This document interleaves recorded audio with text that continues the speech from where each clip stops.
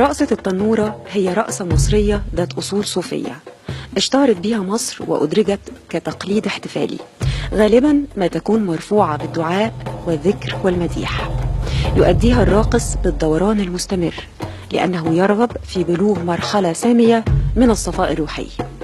نسبت التنورة لسيد العاشقين وملهم الشعراء مولانا جلال الدين الرومي.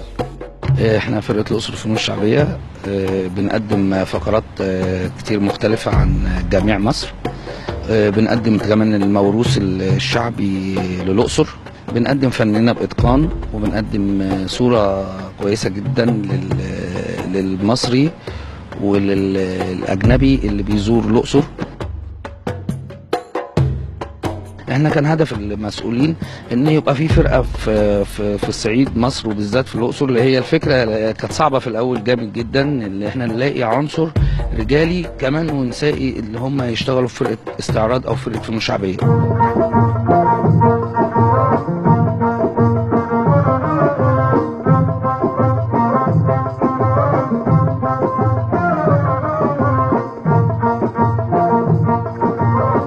احنا شاركنا في مهرجانات محلية كتير ومهرجانات دولية. احنا شاركنا في دول مختلفة.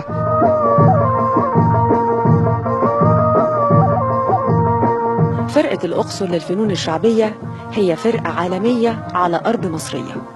تحاول هذه الفرقة من خلال رقصاتها التعبير عن التراث الشعبي والحضاري لمحافظة الأقصر، كما تقدم نموذجا حيا من خلال عروضها عن البيئة الصعيدية والفرعونية. احنا بنحاول نغير فكرة الناس على الصعيد شوية، ان هم واخدين مفيش بنات بتخرج، مفيش بنات بتبقى فولكلور او تنورة، بس احنا لما شافوا ان احنا بنات الى حد ما كويسين ولائقين للشغل كويس وبرباطنا ومواعيدنا مظبوطة وما بنخرجش ما بنتأخرش، فهم حبوا الموضوع. بقى بنات جيل تاني غيرنا كمان موجود، يعني مش احنا بس. انا بتدرب ساعتين في اليوم او 3، وده يعني مش مقصر خالص على المذاكرة معايا، بس هو انا طالبة ثانوية عامة وده بيحفزني ان انا اطلع حاجة حلوة بعدين.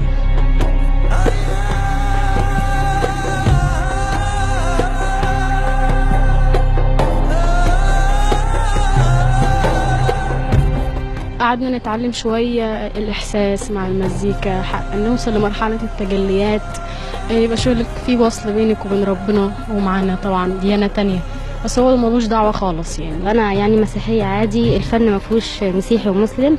احنا ممكن نأدي أي عرض، يعني ممكن مثلا نعمل عرض مسيحي، يعني عادي مسلمين ومسيحيين ما فيش فرق. يعني عامة انا رسالتي للناس كلها انه خلاص فكرة البنات في الصعيد ما بتخرجش ما بتشتغلش ما بتشتركش في حاجات فن ثقافة خلاص انتهت. احنا جيل كامل كبار وصغار موجودين حاليا.